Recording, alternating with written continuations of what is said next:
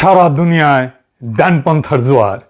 আমেরিকায় ট্রাম্প, ইউরোপে উগ্র জাতীয়তাবাদ, ভারতে হিন্দুত্ববাদ, মোদি ইসরায়েলে কট্টর ডান। আর সব জায়গায় একটা জিনিস ফিরে আসতেছে, সেটা হইতেছে ধর্মকে কেন্দ্র করে রাজনীতি। প্রগতিশীলরা কইবে ধর্ম রাজনীতিতে ঢুকিচ্ছে মানে সমাজ পিছাইতেছে।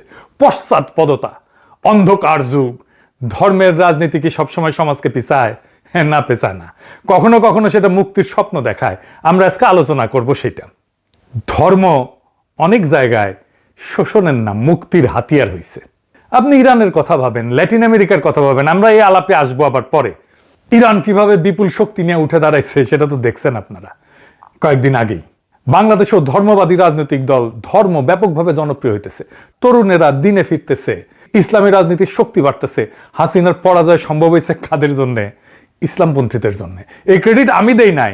হাসিনা পলানোর আগে শেখ রেহানা দরজের ব্যাপারে ফোন দিছিল, ফোন দিয়া কইছিল ভাইসাব পলান। কাদের ভয়ে পালাইছে তারা? হাসিনা। তার মুখে শোনেন, শেখ রেহানার মুখে শোনেন। এডিটর সাহেব শোনান। এক সেকেন্ডও দেরি করেন না, কারণ শম্পার বাসায় গেছে, ফটো তুলছে এবং চারিদিকে মানে সাদা ঝোপা পড়া দাঁড়িয়ালা, এই আর কি। তো ইউ শুড লিভ, মানে যত তাড়াতাড়ি সম্ভব। আর আমি কনভিন্স করতেছি যে মানে যা যা আসে ওইটা করবো আর কি। এখানে একদম থাকা সেফ না। তাহলে ও কি বলবে? মার্শাল ল ডিক্লেয়ার করতেছে না সে? ওইগুলো এখন কাম দেন না। You should leave immediately. Okay, শুনেছেন? মাথায় রেখেন, এটাই বাঙ্গু সেকুলারদের মাথা ব্যথা। প্রশ্ন হইতেছে দুনিয়া জুড়ে কেন এমন হইতেছে, বাংলাদেশেও কেন হইতেছে? আর পরের প্রশ্ন, সবচেয়ে জরুরি প্রশ্ন, বাংলাদেশের ধর্মবাদী দলগুলো কি সমাজের একটা প্রগতিশীল মুক্তিদায়ী রূপান্তর ঘটাইতে পারবে, নাকি সমাজকে পিছায় দেবে? এই জায়গায় এসে বাংলাদেশের প্রধান দ্বন্দ্ব থমকায় দাঁড়াইছে। প্রধান দ্বন্দ্বের কথা মনে আছে? হ্যাঁ, মেলাবার আলাপ করছি গেলে, না থাকলে আবারও বলি, এটা ভালোভাবে না বুঝলে রাজনীতি কোন দিকে আগাইতেছে বুঝতে পারবো না আমরা। আসেন প্রধান দ্বন্দ্বটা বুঝে দেখি। একটা সমাজে নানা রকম দ্বন্দ্ব থাকে। একটা নদীতে যেমন নানা ধরনের স্রোত থাকে, একটা না অনেকগুলো স্রোত থাকে, ছোট বড় মাঝারি। তেমন সমাজও থাকে। যেমন আমাদের দেশে ধনী গরিবের একটা দ্বন্দ্ব আছে না, সেকুলার আর ধর্মবাদীদের একটা দ্বন্দ্ব আছে না, ইংরেজি জানাদের সাথে বাংলা মিডিয়ামের একটা দ্বন্দ্ব আছে না, শহর আর গ্রামের একটা দ্বন্দ্ব আছে না। হ্যাঁ, শহরের লোকেরা তো গ্রামের লোকদের তাচ্ছিল্য করে খ্যাত বলে না। তো এরকম অসংখ্য দ্বন্দ্ব পাবেন দেশে, কিন্তু এর মধ্যে একটা প্রধান দ্বন্দ্ব থাকে, সবচেয়ে বড় দ্বন্দ্ব। সেটা খুঁজে বের করতে হয় রাজনৈতিক কর্মীদেরকে, কোনটা প্রধান দ্বন্দ্ব। আপনি ইতিহাসে তাকান, দেখবেন যে ব্রিটিশ আমলে প্রধান দ্বন্দ্ব কি ছিল? ব্রিটিশদের সাথে আমাদের দ্বন্দ্ব না? হ্যাঁ, না, প্রধান দ্বন্দ্ব ছিল জমিদার আর প্রজার। অসংখ্য কৃষক বিদ্রোহ হয়েছে, এর ফলশ্রুতিতে পাকিস্তানের জন্ম হয়েছে। পাকিস্তান আমলে দ্বন্দ্ব ছিল বাঙালি অবাঙালিদের। হাসিনা আমলে বাংলাদেশে প্রধান দ্বন্দ্ব ছিল ভারতীয় আধিপত্যবাদের প্রত্যক্ষ সেবাদাসী ফ্যাসিস্ট হাসিনার সাথে বাংলাদেশের নাগরিকদের মুক্তির আকাঙ্ক্ষার দ্বন্দ্ব। হাসিনা নাই, এখন প্রধান দ্বন্দ্ব বাংলাদেশের ধর্মবাদী দলগুলো কি সমাজের একটা প্রগতিশীল রূপান্তর, মুক্তিদায়ী রূপান্তর ঘটাইতে পারবে, নাকি সমাজকে পিছায় দিবে? এটাই বাংলাদেশের এখন প্রধান দ্বন্দ্ব। এই প্রশ্নের জবাব খুঁজতে তা আমাদের কাজে লাগবে একজন দার্শনিকের। ওনার নাম কার্ল পোলানি। দর্শন শুনে ডরেন না, স্যাল চালাইয়া বুঝা যাইবেন। আসেন আল্লাহর নামে শুরু করি। 1944 সালে পোলানি একটা বই লিখেছিলেন, দ্য গ্রেট ট্রান্সফরমেশন। উনি একটা প্রশ্নের জবাব খুঁজেছিলেন, 20 শতকের গোড়ায় ইউরোপে এত সর্বনাশ, ফ্যাসিবাদ, যুদ্ধ, এর শিকড়টা কই? ইউরোপ ফ্যাসিবাদ দিকে ঘাবড়া গেছিল। এই আজদহা কেমনে পয়দা হইল? তারপরে শুরু হয়েছিল খোঁজ, দ্য সার্চ, অনেক কিছু বাইর হয়েছিল কারণ হিসাবে। নানা আলাপে আমার নানা এপিসোডে সেটা ছড়ায় আছে, আমি বারবার করছি সেটা। এই যে যেমন এনলাইটেনমেন্ট থেকে ফ্যাসিবাদের উত্থান, আমি মোনালিসা ছবিটা ব্যাখ্যা করতে আলাপ করেছি। এমনকি সময় গোনা, ঘড়ির আবিষ্কার, এটার সাথেও ফ্যাসিবাদের উত্থানের সম্পর্ক আছে। এই ভিডিওতে পাইবেন ঘড়ির সাথে ফ্যাসিবাদ উত্থানের সম্পর্ক নিয়ে আমি আলাপ করছিলাম। একটা বুক রিভিউ করতে যায়, হেনরি মিলারের ট্রপিক অফ ক্যান্সার নিয়ে আলাপ করতে যায়। ওই আলাপ প্রসঙ্গে আসছে কারণ হেনরি মিলারের ওই টপিক অফ ক্যান্সারের টাইমলেসনেস কথাটা ছিল। ওই টাইমলেসনেস বুঝাইতে যায় আমি এই ফ্যাসিবাদের সাথে ঘড়ির সম্পর্কটা আলাপ করছিলাম। তো পোলানি এই ফ্যাসিবাদের কারণটা খুঁজে পেয়েছিলেন অর্থনীতিতে, ইকোনমিতে। আমরা যখন রাজনীতিতে ঢুকেছি তখন সিবি রাজনৈতিক ক্লাসে শিখাইতো ফ্যাসিবাদ আসছে অর্থনৈতিক সংকট থেকে। কিন্তু পোলানি পড়ার পরে বুঝলে আর পুরাই উল্টা বুঝাইছিল তখন হাঙ্কেরে সিবিবির লোকেরা, ওরাও বুঝে নাই। আঙ্কেরাও বুঝাইতে পারে নাই, দূর পাঠাইছিল আর কি। বেগুলা হুইনা কমিউনিস্ট, তাই বুঝে দেখে নাই অর্থনীতির সংকটের সাথে ফ্যাসিবাদের সম্পর্ক কি, অর্থনীতির আসলে কোন সংকটের সাথে ফ্যাসিবাদের সম্পর্ক আছে। পোলানি অর্থনীতির সাথে ফ্যাসিবাদের সম্পর্কটা কিভাবে বুঝছিলেন, এটা বুঝলে ব্যাপক ফকফকা হয়ে যাবে। আসেন সেটা বুঝে দেখি। পোলানি ভাবছিলেন বাজারের সাথে সম্পর্ক। আসেন আমরা আরেকটু বুঝে দেখি। আমরা ভাবি যে মুক্ত বাজার একটা প্রাকৃতিক জিনিস, ছাইরা দিলে আপনা আপনি চলে, নদীর পানির মতো সেলসালাইয়া। পোলানি কইলেন ভুল কথা, বাজার বানানো হয়, রাষ্ট্র জোর কইরা বানায়, আইন দিয়া বানায়, দরকার হলে লাঠি দিয়া বানায়। অবাধ বাজার মানেই সেটা পরিকল্পিত। আর বাজার যখন সমাজে ঢোকে, সে তিনটা জিনিসকে পণ্য বানায়। তিনটা জিনিসকে মাথায় রাখেন, ভালো করে খেয়াল করেন, যে জিনিসগুলো আসলে পণ্য না, যেমন জমি, শ্রম আর টাকা। পোলানি কইলেন এই তিনটারে পুরাপুরি পণ্য বানাইলে সমাজ ভেঙে যায়। কেন জমি, শ্রম আর টাকা পণ্য না, আর কেন এইগুলোকে পণ্য বানাইলে সমাজ ভাঙে? আসেন বুঝে দেখি। এখানে আবার ইসলামের সাথেও সম্পর্ক পাবেন খুঁজে। পণ্য জিনিসটা আসলে কি? ধরেন চেয়ার। এই চেয়ার বানানোই হয় বিক্রির জন্য, তাই না? কারখানায় কাঠ কাটা হয়, জোড়া দেওয়া হয়, দোকানে ওঠে, কেউ কিনে নিয়ে যায়। এটা আসল পণ্য, মানে যার জন্ম বাজারের জন্য, বেচার জন্য। পোলানি কইলেন বাজার এমন তিনটা জিনিসকে পণ্য বানায় যেগুলো আসলে বিক্রির জন্য জন্মায় না, যেমন জমি, শ্রম, টাকা। এদের তিনি নাম দিয়েছিলেন কাল্পনিক পণ্য। মানে বাজার এদের পণ্যের মতো ব্যবহার করে, কিন্তু এরা আসলে পণ্য না। আর এখানে সর্বনাশের বীজ এক এক কইরা দেখি। ধরেন জমি, এটা তো প্রকৃতি, আল্লাহর দান, কারখানার মাল তো না। চেয়ার কারখানায় বানানো যায়, জমি বানানো যায় না। তো জমি হইলো প্রকৃতি, মাটি, নদী, বন, বাতাস কোটি বছর ধরে আছে। মানুষ এটার উপরে জন্মায়, বাঁচে, মরে, কবরে যায়। আমাদের কবর হয় ওই মাটিতেই। এই জমিটারে যখন সেফ একটা প্লট, একটা দাম, একটা বিক্রয়যোগ্য মাল বানায় ফেলা হয়, তখন কি হয়? একটা গ্রাম ভাবেন, 14 পুলিশ ধরে মানুষ ওই মাটিতে চাষ করতেছে। হঠাৎ কোম্পানি এসে বেশি দাম দিয়ে জমি কিনলো, রিসোর্ট বানাইবে। কৃষক টাকা পেইলো ঠিকই, কিন্তু সে যাবে কই? চাষ ছাড়া তো সে আর কিছু জানে না, কৃষি ছাড়া তো কিছু জানে না।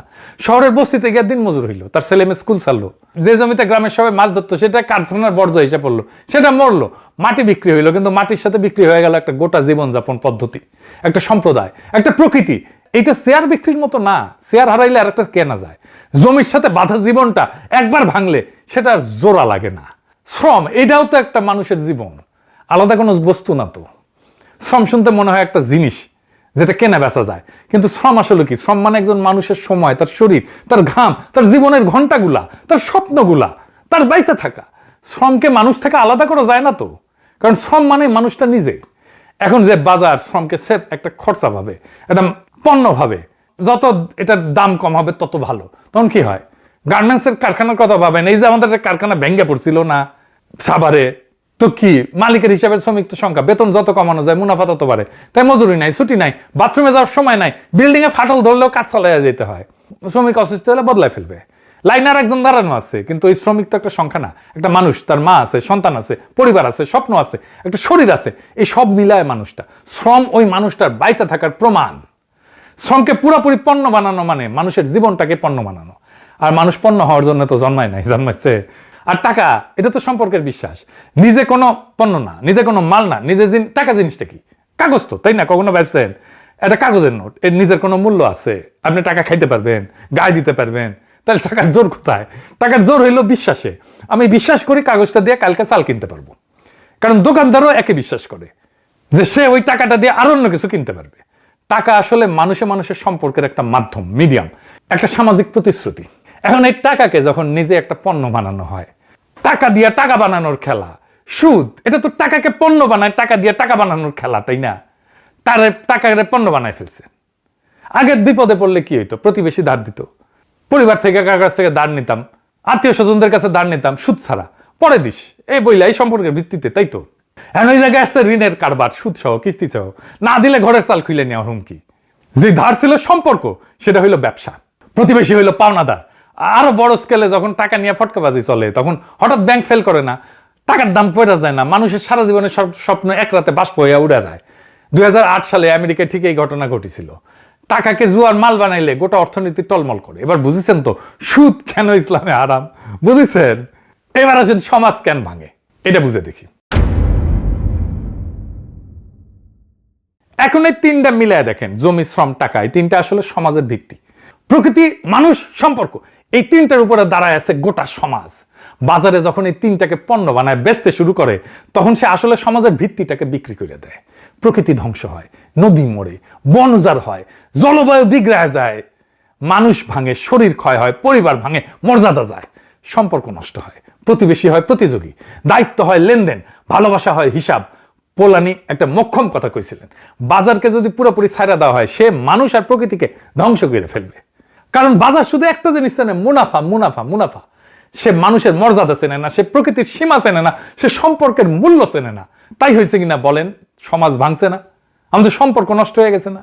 আমাদের জেনারেশন সমাজ দেখছে, কিন্তু আমরা দেখছি, সম্পর্ক দেখছে, প্রতিবেশী দেখছে, একই সাথে সমাজের শক্তিটাও দেখছে। যখন সমাজ দেখে সে ভাঙতেছে নিজে, তার ভিত্তি বিক্রি হয়ে যাইতেছে, তখন সে মরিয়া হয়ে আত্মরক্ষা করে, পাল্টা আঘাত করে, ধাক্কা দেয়। কিন্তু আত্মরক্ষাটা দেখতে সবসময় একরকম হয় না। ধরেন একজন মানুষ বাজারের আঘাতে সব হারাইলো, জমি গেল, চাকরি গেল, মর্যাদা গেল, তার কৃষি গেল, তার ভিতর একটা ক্ষোভ, একটা শূন্যতা, একটা প্রশ্ন, আমার জীবনটা এমন হইল কেন, কে দায়ী, আমি এখন কিসে ভরসা করব? এই একই ক্ষোভ, একই শূন্যতা মানুষ ভরাইতে চায় বিভিন্ন জিনিস দিয়া। কোনটা দিয়ে সে ভরাবে সেটা নির্ভর করবে তার হাতের কাছে কোন ভাষা আছে, কোন সংগঠন আছে, কোন স্বপ্ন আছে। যেখানে শক্তিশালী শ্রমিক ইউনিয়ন আছে, বাম রাজনীতি আছে, সেখানে সেই ক্ষোভ রূপ নেয় শ্রমিক আন্দোলনের, বাম আন্দোলনের। মালিক আমাদের ঠকাইতেছে, এক হও, লড়াই করো। যেখানে কৃষকের সংগঠন আছে, সেখানে কৃষক বিদ্রোহের। যেখানে গণতান্ত্রিক রাজনীতির শক্ত একটা ভিত্তি আছে, সেখানে কল্যাণ রাষ্ট্রের দাবির মধ্যে দিয়ে রাষ্ট্র আমাদের স্বাস্থ্য, শিক্ষা, বার্ধক্যের নিরাপত্তা দিক। রাজনৈতিক দলগুলো যেখানে দুর্বল, যেখানে শ্রমিক কৃষকদের সংগঠন নাই, কিন্তু ধর্ম গভীর, মসজিদ, মাদ্রাসা সামাজিক প্রতিষ্ঠান হিসেবে শক্তিশালী, সেখানে সেই একই ক্ষোভ, একই কে আমাকে বাঁচাবে এই প্রশ্ন রূপ নেয় ধর্মের জাগরণের। যেই সমাজে যেই ভাষা, যেই সংগঠন, যেই পরিচয় সবচেয়ে গভীর আর হাতের কাছে, আত্মরক্ষা সেই পোশাক পইরা বের হয়। বাংলাদেশের সবচেয়ে গভীর, সবচেয়ে হাতের কাছের ভাষা কোনটা? ইসলাম। 8 শতাব্দীর গাথা পরিচয়। তাই বাংলাদেশে বাজারের ক্ষতের বিরুদ্ধে সমাজের আত্মরক্ষা প্রায় ইসলামের পোশাক পইরা বের হয়। এটা অদ্ভুত কিছু না, এটাই নিয়ম। বাজার সমাজের ভিত্তি বেচতে যায়, আর সমাজ সেই ভিত্তি বাজাইতে দাঁড়ায় কখনো শ্রমিকের পোশাকে, কখনো কৃষকের পোশাকে, কখনো ধর্মের পোশাকে। আর এই টানাটানিটাই আধুনিক ইতিহাসের আসল ইঞ্জিন। এই ইঞ্জিনটা মাথায় নিয়ে এবার দেখেন কেন দুনিয়া জুড়ে ধর্ম, জাতি, জ্ঞানের জোয়ার। সমাজের আত্মরক্ষা সবসময় ওই সমাজের গভীরতম পরিচয়ের ভান্ডার থেকে ভাষা ধার করে লড়াই শুরু করে। ইতিহাসে আসেন দেখি কেমনে এই ভাষা ধার করছে। ইরানের কথা ধরেন, শাহ জোর করে দেশটাকে পশ্চিমা বাজারে ঢুকাইতেছিল, তাই না? তেলের টাকায় ঝলমলে আধুনিকতা, কিন্তু নিচে বাজার, কৃষক, ধর্মীয় সমাজ এটা পিষ্ট হইতেছিল। 1979 সালে সেই পিষ্ট সমাজ দাঁড়াইল ইসলামের ভাষায়। ইরানের বিপ্লব, তুরস্ক, ইস্তাম্বুলের সেকুলার অভিজাত এক তুরস্ক, আর আনাতোলিয়ার ভিতরে ধার্মিক গ্রামীণ আর এক তুরস্ক। বাজারের আধুনিকীকরণে যারা পিছায় পড়তেছিল, সমাজ যে ভেঙে পড়তেছিল, তারা এরদোগানের পিছনে দাঁড়াইল ইসলামের ভাষায়। আমেরিকায় দেখেন কারখানা বন্ধ, চাকরি সব চীনে চলে গেল। রাস্ট বেল্ট যেটাকে বলে, যেখানে ট্রাম্প যেতে ভোট পাই, যেখানে সবচেয়ে বেশি, এটা বামপন্থী এলাকা ছিল, কিন্তু শ্রমিক এলাকাটা। তারা ট্রাম্পের পিছনে এসে দাঁড়াইল। পরিত্যক্ত সাদা চামড়ার শ্রমিক আত্মরক্ষা খুঁজলো খ্রিস্টান ডান আর ট্রাম্পবাদের ভাষায়। ইউরোপ বিশ্বায়নের আঘাতে যারা হারলো, তারা দাঁড়াইলো জাতি, রক্ত, মাটির ভাষায়। লোপেন তার মূল সাপোর্ট বেস তো মূলত দরিদ্র বামপন্থী এলাকা। দুনিয়া এত উদাহরণের মধ্যে ইন্ডিয়ারটা আবার সবচেয়ে কাছে। ইন্ডিয়া দেখায় বাজারের বিরুদ্ধে সমাজের আত্মরক্ষায় অন্ধকার যখন মুখ বাসে, তখন ঠিক কি ঘটে। গল্পটা শুরু থেকে দেখি। ইন্ডিয়ার মোদির উত্থানটা বুঝতে পারবেন। মোদির উত্থানটা কেন হয়েছে? ইকোনমিক্সের ভাষায়। 1991 ভারতের অর্থনীতিতে একটা মহারূপান্তর ঘটে। সেই বছর ভারত দেউলিয়া হওয়ার দোরগোড়ায় ছিল। ফরেন রিজার্ভ প্রায় শূন্য ভান্ডার। IMF আসলো, শর্ত দিল বাজারকে মুক্ত করে দাও, রাষ্ট্রের ভর্তুকি কমাও। অর্থমন্ত্রী ছিল তখন মনমোহন সিং, বাজারের দরজা খুলে দিল। তারপরে কি হইল? 1995 ভারত WTO-তে ঢুকলো, রাষ্ট্রের ভর্তুকি কমলো, বিদেশি কৃষি পণ্যের বন্যা আসলো, বাজারের দাম অস্থির হইল, বেসরকারি কোম্পানি চড়া দামে বীজ বিক্রি করলো, সার বিক্রি করলো, বীজ সার সেচের খরচ টানতে গিয়া চাষি মহাজনের ঋণের জালে জড়াইলো। ফসল মার খেলে আর ঋণ শোধার কোনো পথ থাকলো না। সরকারি হিসাবে 1995 থেকে 2023 সাল পর্যন্ত অন্তত 3,94,000 কৃষক এবং কৃষি শ্রমিক নিজে আত্মহত্যা করলো। বছরে গড়ে প্রায় 13,500 মানুষ।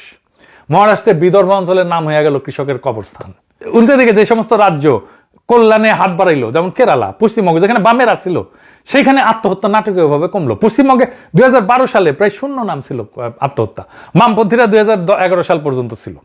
মানে বাজার একা ছাড়লে মানুষ মরে, সুরক্ষা দিলে বাঁচে। এর পাশাপাশি কি হইলো, ইকোনমি বড় হইলো কিন্তু চাকরি নেই। অর্থনীতিবিদরা এটার নাম দিলেন জবলেস গ্রোথ, চাকরিহীন প্রবৃদ্ধি। একটা গোটা তরুণ প্রজন্ম বিশ্ববিদ্যালয়ের ডিগ্রি হাতে নিয়ে বেকার হয়ে বসে থাকলো, সার্টিফিকেট আছে, চাকরি নাই, কাজ নাই, ভবিষ্যৎ নাই, শুধু ক্ষোভ জমতে থাকলো। এরপরে শুরু হলো উচ্ছেদ, বিশেষ অর্থনৈতিক অঞ্চল, খনি, কর্পোরেট, বাঁধ, এই সমস্ত উন্নয়নের জন্য জমি চাই, কৃষক উৎখাত, আদিবাসী উৎখাত। খেয়াল করেন ভারতের যে অঞ্চলে সবচেয়ে বেশি উচ্ছেদ, সে অঞ্চলেই আদিবাসী বনাঞ্চলের মানচিত্র আর নকশাল সশস্ত্র বিদ্রোহের মানচিত্র প্রায় হুবহু এক জায়গায় মিলে যায়। যাদের মাটি কারা হইল তারাই বন্দুক তুলল, বৈষম্য আকাশ ছুঁইল। ওয়ার্ল্ড ইনইকুয়ালিটি ল্যাবের গবেষণায় নামই এটা হয়েছে the rise of the billionaire Raj, billionaire রাজের উত্থান। সংখ্যা গোনেন 2022-23 নাগাদ ভারতের সবচেয়ে ধনী 1% মানুষের হাতে জাতীয় আয়ের প্রায় 23%, 22.6%, আর জাতীয় সম্পদের 40.1%। গবেষকরা সরাসরি বললেন এই বৈষম্য ব্রিটিশ উপনিবেশ রাজের চাইতেও বেশি। সাদা সাহেবরা চলে গেছে কিন্তু বৈষম্য তাদের আমলকে ছাড়াই গেছে। 1991 বিলিয়নার ছিল মাত্র 1 জন, 22 বিলিয়নারের সংখ্যা দাঁড়ালো 162 জনে। এইবার আসেন সবকিছু মিলায় দেখি। সবকিছু মিলাইলে কি দাঁড়ায়? বাজার ভারতের সমাজ ভাঙলো, কোটি কোটি মানুষ ক্ষুব্ধ, তারা হারাইলো অনেক কিছু, অপমানিত, নিরাপত্তাহীন সমাজ আত্মরক্ষা চাইলো, মানুষ পাল্টা ধাক্কা দিতে চাইলো। এখন স্বাভাবিক প্রশ্ন, ধাক্কাটা কার দিকে যাওয়ার কথা? আসল অপরাধীর দিকে, তাই না? যে বাজার তাদের জমি কাটলো, যে নীতি তাদের চাকরি খাইলো, যে গুটি কয় ধন কুবের দেশের সম্পদ গিললো, আম্বানি আদানির মতো তাদের দিকে। কিন্তু হিন্দুত্ববাদ ঠিক এইখানে আর একটা কাজ করলো, সে ক্ষোভের তীরটা ঘুরায় দিল আর একদিকে, নিচের দিকে, আসল প্রভুর দিকে না, অসহায় প্রতিবেশীর দিকে। কৃষকের ঋণের জন্য দায়ীকে মোদি কইল মুসলমান, বেকারের হতাশার জন্য দায়ীকে মোদি কইল মুসলমান। তোমার জীবনটা এমন হইলো কেন? কারণ ওই বিদেশি অনুপ্রবেশকারী, ওই যে মোগলের আসিছিল, তারাই তোমার দুর্দশার জন্য দায়ী। গরিবের জমা রাগটা সংখ্যালঘুর ঘাড়ে চাপায়া দেওয়া হইল, আর তার আসল প্রভু বাজার আর ধনকুবের নিরাপদে পার পেয়ে গেল। আমি অনুমান করে কইতেছি না, স্ট্যাটিস্টিক্সে আছে। ওই একই গবেষণায় দেখা যায় যে 2014 থেকে 2023, মানে হিন্দুত্ব যখন সবচেয়ে শক্তিশালী হইল, ঠিক সেই কালে সম্পদের কেন্দ্রীভবন সেন্ট্রালাইজড হইল সবচেয়ে তীব্র। মানুষের নজরে যখন সংখ্যালঘুর দিকে ঘোরানো ছিল, তখন উপরের ধনীরা আরো ধনী হইল। বাজারের ক্ষতের বিরুদ্ধে সমাজ দাঁড়াইল ঠিকই, কিন্তু সে দাঁড়ানো মুক্তি আনলো না, নতুন শিকল পড়াইল। 1930 সালে ইউরোপে ফ্যাসিবাদ যা ছিল, 21 শতকের ভারতে হিন্দুত্ববাদ তাই হইল। আবার দেখেন ল্যাটিন আমেরিকা, ল্যাটিন আমেরিকা ঠিক একই বাজারি শোষণ, কিন্তু এইখানে আত্মরক্ষা দাঁড়াইল ক্যাথলিক লিবারেশন থিওলজির ভাষায়, গরিবের পক্ষে, স্বৈরশাসক আর পুঁজির বিরুদ্ধে। বলিভিয়ায় খনি আর পানি বেসরকারীকরণের বিরুদ্ধে আদিবাসীরা দাঁড়াইল পাসা মামা ধারিত্রী মাতার ভাষায়। এখন আমার ক্ষুদ্র ভ্রাতা আর ভগিনীরা কবে পাসা মামা আবার কি দাদা, আর আমার এডিটর কবে এপিসোড ছোট করেন দাদা। হ্যাঁ, অনেক কমেন্টে বলেন এপিসোড ছোট করেন, কেমনে করব বলেন, অনেক কিছু কইতে হয়তো। আসেন দেখি পাসা মামা কি। পাসা মামা হইল আন্দিজ পর্বত অঞ্চলের আদিবাসীদের কেচুয়া আর আইমারা জনগোষ্ঠীর একটা প্রাচীন দেবীর ধারণা। বলিভিয়া, পেরু, ইকুয়েডরের পাহাড়ি আদিবাসীরা হাজার হাজার বছর ধরে এই বিশ্বাস বহন করতেছে। এই শব্দটার মানে মোটামুটি ধরিত্রী মাতা বা বিশ্ব জননী, মাটি, প্রকৃতি, ফসল, পাহাড়, পানি সবকিছুর জননী। এইটা ঠিক আমরা আমাদের প্রকৃতি ধারণার মতো না। পাসা মামা নিছক জড় প্রকৃতি না, সে একজন জীবন্ত সত্তা, যার সাথে মানুষের সম্পর্ক পারস্পরিক লেনা দেনার। মানুষ মাটি থেকে নেয়, তাই মাটিকে ফেরাইয়া দিতে হয় শ্রদ্ধা, যত্ন, ভারসাম্য। প্রকৃতি এইখানে মালিকানার বস্তু না, সম্পর্কের সঙ্গী। পোলেনি সেই কাল্পনিক পণ্য, মনে আছে না, জমি মানে প্রকৃতি। পোলেনি কইছিলেন জমি আসলে পণ্য না, কিন্তু বাজার তারে পণ্য বানায়। বলিভিয়ায় ঠিক এটাই ঘটলো, বহুজাতিক কোম্পানি আসলো খনি খুঁজতে, গ্যাস তুলতে, এমনকি পানি পর্যন্ত প্রাইভেটাইজেশন করতে, বেসরকারীকরণ করতে। প্রকৃতিকে, মাটিকে, পানিকে সেফ মুনাফার কাঁচামাল বানানো হইল। আর এর বিরুদ্ধে আদিবাসীরা যখন দাঁড়াইলো, তারা কোন ভাষায় দাঁড়াইলো? তারা তো শ্রমিক ইউনিয়ন বা পরিবেশবাদী এনজিওর পশ্চিমা ভাষায় দাঁড়াইলো না, তারা দাঁড়াইলো নিজেদের গভীরতম পরিচয়ের ভাষায়। তোমরা পাসা মামাকে বিক্রি করতে পারো না, ধরিত্রী মাতা পণ্য না। 2000 সালে বলিভিয়ার কোচাবাম্বা শহরে পানি সরবরাহ একটা বিদেশি কোম্পানি হাতে তুলে দিছিল, প্রাইভেটাইজ করছিল। পানির দাম আকাশে উঠলো, গরিব মানুষ বৃষ্টির পানিও ধরে রাখতে পারতো না, নিষিদ্ধ ছিল। সাধারণ মানুষ, আদিবাসী কৃষক রাস্তায় নামলো, বিদ্রোহ করলো। শেষে সরকার পিছু উঠতে বাধ্য হইল, বেসরকারীকরণ বাতিল হইল। এইটা দুনিয়া জুড়ে বাজার বিরোধী আন্দোলনের একটা আইকনিক ঘটনা হয়ে থাকলো। এই আন্দোলনের নেতাই ছিল এভো মোরালেস, এরপরে সে বলিভিয়ার প্রথম আদিবাসী প্রেসিডেন্ট হইল। এমনকি 2009 সালে বলিভিয়ার নতুন সংবিধানে পাসামামার প্রকৃতির অধিকার আইনে স্বীকৃতি পাইল। প্রকৃতিকে আইনগত অধিকার আলা সত্তা হিসেবে গণ্য করা হয়েছে। দুনিয়ায় বিরল, আর কোথাও হয় নাই। কত প্রগতিশীল দেখেন। তাহলে প্যাটার্নটা কিভাবে মেলে দেখেন। ইঞ্জিনে কি বাজার প্রকৃতিকে পণ্য বানাইতে চাইলো, আর আত্মরক্ষা দাঁড়াইলো সেই সমাজের গভীরতম পরিচয়ের ভাষায়। বাংলাদেশে যেমন ইসলাম, বলিভিয়ায় তেমনি পাসামামা আদিবাসী ঐতিহ্য। বাজারের আঘাত, কিন্তু ভাষা আলাদা। যেই সমাজে যেই পরিচয় সবচেয়ে গভীর, সবচেয়ে হাতের কাছে, সেটা ধইরা লড়াইটা দাঁড়ায়। ইরানে ইসলাম, ভারতে হিন্দুত্ব, আমেরিকায় খ্রিস্টান পরিচয়, ল্যাটিন আমেরিকায় ক্যাথলিক পরিচয়, বলিভিয়ায় আদিবাসী ঐতিহ্য। তাহলে বাংলাদেশে কোন ভাষা? অবশ্যই ইসলাম। 8 শতাব্দীর গাথা পরিচয়, যে ভাষায় তিতুমির জমিদার বাজারের বিরুদ্ধে বাঁশের কেল্লা করছিল, ফারাইজিরা কৃষকের পক্ষে দাঁড়াইছিল, সেই একই ভাষা আজকে ফিরে আসতেছে। মানে বাংলাদেশে ইসলামী জাগরণ কোনো বিচ্ছিন্ন ঘটনা না, ধর্মান্ধতাও না, সৌদি টাকার ষড়যন্ত্র না। এটা একটা বৈশ্বিক নিয়মের অংশ, একটা ভাঙা সমাজের ন্যায্য আর্তনাদ, যেটা তার নিজের গভীরতম ভাষা ইসলাম সেইটা খুঁজে পেয়েছে। এইটারে ঠেকাইতে পারবে না বাঙ্গু সেকুলারেরা। এইটা ইতিহাসের অনিবার্য গতিপথ। কিন্তু বাংলাদেশের ইসলামী শক্তি কোন অভিমুখে বাজার বিরোধী লড়াই নিয়ে যাবে সেটা এখনো পরিষ্কার না। যদি ল্যাটিন আমেরিকার মতো মুক্তির পথে যায় তাহলে স্বাগতম, আর ইন্ডিয়ার মতো যদি অন্ধকারের পথে যায় তাহলে আমাদের দুর্ভাগ্য। কিন্তু যেই রাস্তাতেই যাক, বাঙ্গু এলিটদের সেকুলার লিবারাল রাজনীতির আয়ু আর বেশি দিন নাই। আমাদের